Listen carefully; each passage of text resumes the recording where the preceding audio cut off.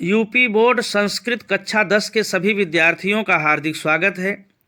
छात्रों, आपकी परीक्षा में संस्कृत गद्य भारती से एक प्रश्न पाठ का सारांश लिखने के लिए पूछा जाता है। इसी प्रश्न के संदर्भ में आज हम आपके लिए लेकर आए हैं कवि कुल गुरु कालिदासः पाठ का सारांश। पाठ का सारांश इस प्रकार है। महाकवि कालिदास संस्कृत के कवियों में श्रेष्ठ कवि हैं। उनकी प्रशंसनीय कीर्ति देश विदेश में फैली हुई है। कालिदास का जीवन परिचय आज भी विवाद का विषय बना हुआ है। कालिदास ने अपनी रचनाओं में अपने विषय में कुछ नहीं लिखा है। अन्य कवियों ने भी अपनी रचनाओं में उनके विषय में कुछ नहीं लिखा है। केवल नाम लेकर ही अपनी वाणी को धन्य मान लिया। फिर भी आंतरिक और बाह्य साक्ष्यों के आधार पर विद्वानों ने इनका जीवन परिचय यथासंभव प्रस्तुत करने का पूरा प्रयास किया है। एक लोक प्रचलित कथन के अनुसार कालिदास विक्रमादित्य के सभा रत्नों में एक थे।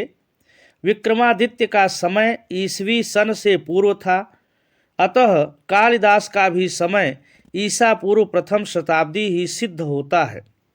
स्थिति काल की ही तरह इनके जन्म स्थान के विषय में भी एक मत नहीं है। इनकी लोकप्रियता के कारण कश्मीर के विद्वान कश्मीर में, बंगालवासी बंगाल में तथा कुछ समीक्षक उज्जैन में इनका जन्म हुआ मानते हैं। उज्जैनी अर्थात उज्जैन के प्रति उनका अत्यधिक प्रेम इस मत की पुष्टि करता है। देश काल की ही तरह कालिदास के वंश का भी स्पष्ट उल्लेख कहीं नहीं मिलता। उनकी रचनाओं में वर्णाश्रम धर्म व्यवस्था का ज्यों का त्यों प्रतिपादन होने से यह अनुमान लगाया जाता है कि उनका जन्म ब्राह्मण कुल में हुआ था। भावना से वह शिव भक्त थे। कालिदास में धार्मिक संकीर्णता नहीं थी। शिव भक्त होते हुए भी उन्होंने रघुवंशम में राम के प्रति अपनी भक्ति भावना को उदार मन से प्रकट किया है। कालिदास की 7 रचनाएं हैं।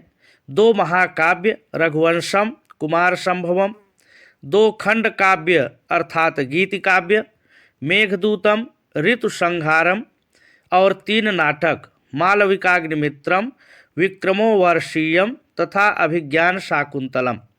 रघुवंशम इनकी श्रेष्ठ काव्य कृति है। नाटकों में अभिज्ञान शाकुंतलम सर्वश्रेष्ठ नाटक है। 7 अंकों वाले इस नाटक में दुष्यंत और शकुंतला के प्रेम विवाह की कथा वर्णित है। शाकुंतलम के विषय में यह उक्ति प्रसिद्ध है, काव्येषु नाटकम रम्यम तत्र रम्या शकुंतला। कालिदास के काव्यों में मुख्य रस श्रृंगार है। वह वैदर्भी रीति के कवि हैं। उपमा अलंकार उनका सर्वप्रिय अलंकार है।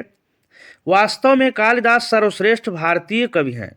हिमालय से लेकर समुद्र तट तक जितनी भारत की गौरव कथाएं फैली हैं, उन्हें कालिदास ने अपनी रचनाओं में गूंथा है। रघुवंश, मेघदूत और कुमार संभव में भारत के विविध भूभागों, नदियों, पर्वतों और वनों का जो स्वाभाविक और मनोहारी वर्णन कालिदास के काव्यों में मिलता है, वह अपनी आँखों से देखे बिना संभव नहीं है। भले ही संस्कृत के बहुत से कवि हों, किंतु महाकवि कालिदास के समान कोई नहीं है।